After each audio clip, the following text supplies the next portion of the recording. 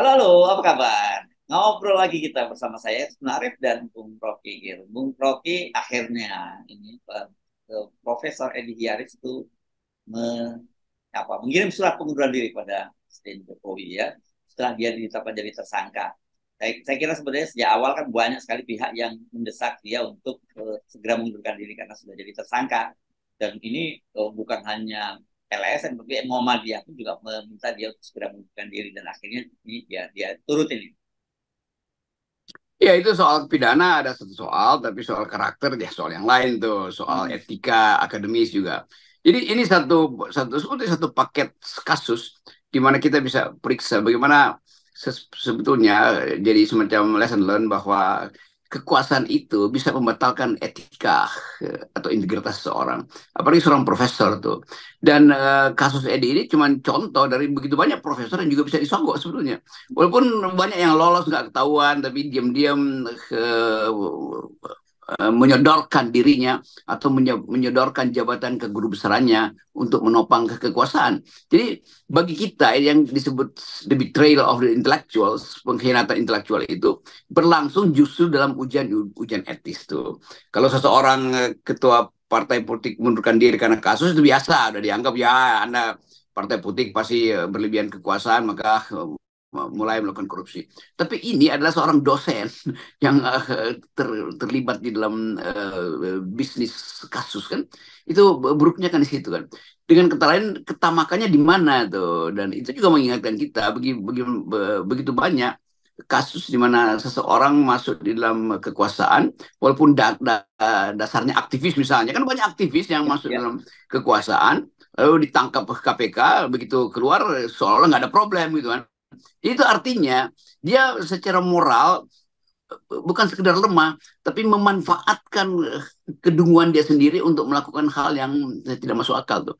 Kalau seseorang mencuri itu ada masuk akalnya karena dia lapar, karena dia butuh uang untuk bayar cicilan motornya misalnya atau anaknya yang kesulitan SPP. Tapi kalau seorang pejabat publik, seorang aktivis misalnya yang masuk dalam partai politik dan mencuri dan dia udah punya jabatan, itu kan namanya rakus. Jadi Ya, lain dengan pencuri yang memang ada kebutuhan, ini orang-orang yang udah mapan tapi masih merampok kan, itu ya dungu namanya kan. ya, Bagaimana ya, mungkin ya. kita bayangkan udah kenyang tapi masih merampok, coba. Ya. Susah itu. Buat saya pikirin itu. Ya, ya. Ini kan selalu kita sebut sebagai apa ya? Corruption by need gitu ya, atau ya gitu tadi, atau Iya, yeah, yeah. corruption by greedy ya, dengan kerakusan itu tadi gitu. Iya itu ketua partai masih korup. Loh, Anda ketua partai itu udah kekuasaan Anda terhubung juga dengan kekayaan kan. Tapi masih korup juga. Menteri yang udah punya jabatan dan punya akses sebetulnya untuk memperbaiki biografinya masih korup juga tuh. Jadi bagi kita tetap mesti lihat bagaimana kekuasaan itu merampas semacam moralitas itu. Dan yang terjadi di dunia akademis itu juga lebih gila lagi tuh kan. Dan seseorang yang harusnya jadi teladan justru memperlihatkan kayak orang yang kelaparan terus menerus itu gampangnya. Kan dia nggak kesulitan makan kan, orang-orang yang koruptor ini kan, atau mantan koruptor nggak kesulitan makanan. Tapi kenapa mesti merampas hak rakyat itu kan? Ya. Ya, ya bukan sekedar bengis, tapi ya otaknya nggak ada gitu kira-kira. Kan gini ya, Kak, profesor itu kan dalam bahasa Indonesia sebagai guru besar gitu ya, Bung Rocky. Dan kalau dalam di orang Jawa itu kemudian guru itu disebut digugu dan ditiru, dipercaya dan ditiru perilakunya. Nah kalau para guru yang guru besar pun ini perilakunya nggak bisa dipercaya dan kemudian nggak bisa dijadikan teladan, ya sebenarnya bangsa kita ini benar-benar sudah mengalami defisit moral. Yes, dan Davis itu juga masuk ke organisasi ekstra, OKP, Ormas, Ormas, Mahasiswa juga begitu banyak. Tokoh-tokohnya yang disogok sedikit oleh kekuasaan udah berubah itu. Hmm. Diiming-imingi tiket jalan-jalan ke Eropa, udah pamer dari luar negeri itu. Tapi sebetulnya ini kan orang-orang yang eh nggak cukup kemampuannya untuk jadi pemimpin, kira-kira begitulah. Hmm. Jadi memaksakan diri jadi ketua OKP, jadi macam-macam istilah itu. Tetapi di dalam batin dia itu dia tahu dia nggak cukup. Jadi begitu disogok ya dengan mudah. Demikian juga tokoh-tokoh LSM yang 9 tahun bergerombol di sana. Kan kita dulu tahu bagaimana begitu banyak tokoh LSM yang mantan ketua lembaga-lembaga NGO ternama di Indonesia soal hak asasi, soal lingkungan. Tiba-tiba ada di istana, lalu diem, lalu memuji-muji Jokowi, kan itu ajaib kan. Dan Ya, mereka ya. yang selama 9 tahun, ya kalau saya dibully ya udah saya terima aja. Tapi dia justru menikmati itu. Kemudian tiba-tiba sadar, lalu memaki-maki Jokowi, itu dua kali konyol kan. Hmm. Anda kalau udah memilih untuk menjilat, ya menjilat terus aja, nggak usah kemudian berhenti lalu nangis-nangis di depan TV kan. Itu juga nggak bener dong.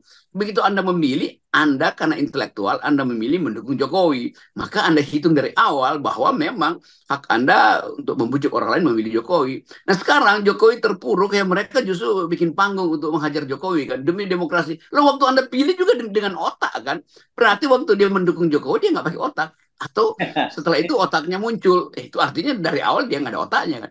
Jadi Ya, kita mau terangkan itu supaya ada semacam etik lah. Kalau Anda memilih seseorang, ya dukung dia walaupun dia terjerembab. Itu yang disebut sebagai arete oleh Aristoteles misalnya, Bu. Seseorang itu kalau dia jahat, ya jahat dengan sempurna, jangan jahat yang tanggung. Itu masalahnya. ya, ya. Itu masuk mentalitas korup juga bukan? Ya, dia korup dua kali kan. Dia mengkorupsi kekuasaan yang tiba-tiba datang pada dia karena mencilat pada presiden. Dia mengkorupsi moral dia sendiri tuh. Kenapa? Karena tiba-tiba dia berubah pikiran untuk tidak lagi mendukung presiden. Lalu selama 9 tahun Anda menikmati Jokowi. Setelah Jokowi melemah, Anda tinggalin dia kan. Itu yang saya sebut dua kali dia korup. Korup pertama menikmati kekuasaan. Korup kedua meninggalkan seseorang yang pernah dia hisap dan dia jilat itu lalu dia tinggalkan. Itu moral apa itu kan? Orang udah, tapi kan dia salah. Bukan dia salah, Anda yang salah dari awal. Jadi itu intinya kan. Ya, ya. Oke, tapi kalau balik ke di Profesor Edi Yaris tadi ya, Oke. Okay. saya kira kan sebenarnya dia satu dia jelas tidak pantas menyandang lagi gelar profesor itu karena itu kan profesor itu guru besar itu dengan segala kehormatan yang melekat di dalamnya begitu ya. Tapi saya justru lebih tertarik kita ingin bicara soal saya tertarik untuk bicara soal anatomi sebenarnya anatomi kekuasaan dan juga anatomi korupsi begitu. Apakah memang kemudian ketika orang itu orang baik masuk ke dalam sistem ini ingat omongan Pak Mahfud beberapa waktu yang lalu ya siapapun orang orang baik malaikat sekalipun ketika masuk dalam kekuasaan menjadi setan gitu. Ya, Mahfud batalin sendiri kan tesis dia kan. Bahwa Iya, dia iya, iya. tadinya orang baik masuk jadi setan. Terus ingin jadi orang baik lagi, nggak mau keluar dari kesetanan, dari istana setan. Kan konyol juga Mahfud kan. Tapi kita balik lagi pada tadi bahwa setiap keadaan yang memungkinkan orang melawan, itu justru ujian moral kan. Nah bagaimana intelektual yang tahu bagaimana semua desain politik dan desain kebijakan publik Jokowi buruk, tapi masih ada di dalam. Itu artinya dari awal dia nggak punya cukup kemampuan berpikir. Itu yang sering disebut bahwa bahkan tokoh-tokoh penting di zaman Nazi itu, dua guru besar di Jerman, Heidegger dan satu lagi siapa namanya itu, Carl Schmitt itu bahkan memihak pada Hitler. Jadi itu yang kemudian diledek oleh Hannah Arendt misalnya yang menulis buku dengan bagus yang judulnya The Origin of Totalitarianism, yang kemudian kita kutip-kutip selalu bahwa itu yang namanya pendangkalan kekuasaan tuh. Bahkan guru besar gak ngerti bahwa dia itu diselundupkan hanya untuk membela negara tuh. Jadi dia nggak tahu dia jadikan guru besar buat apa. Jadi si Edi ini juga mungkin dia nggak paham bahwa dari awal dia dulu diincar untuk dijadikan guru besar, kemudian mengabdi pada negara. Kan itu dasarnya tuh. Jadi kemampuan untuk refleksi diri dia nggak punya tuh. Demikian juga tokoh-tokoh yang lain. Ini bukan cuma soal Edi, ini juga seluruh intelektual Indonesia yang jadi pembenar kebijakan Jokowi juga sama sebetulnya. Jangan mereka bilang Edi itu rasain lo, lu juga begitu, cuman lu nggak ketangkap aja kan begitu banyak pakar hukum tata negara yang juga menjilat pada kepala negara. Ya, oke. Tapi kan begini ya, ini dengan ditangkapnya, bukan ditangkapnya, dengan mundurnya Profesor Edi Hiaris ini menjadikan pemerintahan Jokowi ini rekor gitu ya dalam menteri yang terlibat dalam korupsi. Kalau zaman Pak SBY ada 5 orang menteri, kemudian pada zamannya Pak Jokowi ini ada 6 orang menteri dan 1 orang wakil menteri. Padahal ini ke masa jabatannya Pak Jokowi itu masih ada 1 tahun lagi dan seperti Anda katakan sebenarnya kalau ini lembaga penegak hukum bekerja dengan serius, jumlahnya akan jauh lebih banyak lagi. Dan tentu saja kita tidak boleh kita mesti meminjam istilah di tentara bahwa yang tidak ada anak buah yang salah itu komandannya. Dan kalau khusus untuk menteri ini kan yang memilih adalah presiden karena dia jadi pembantu presiden. Jadi kita mesti menengok juga pada Pak Jokowi dong. Pasti, karena Jokowi sendiri yang bilang dia mau memimpin pemberantasan korupsi kan.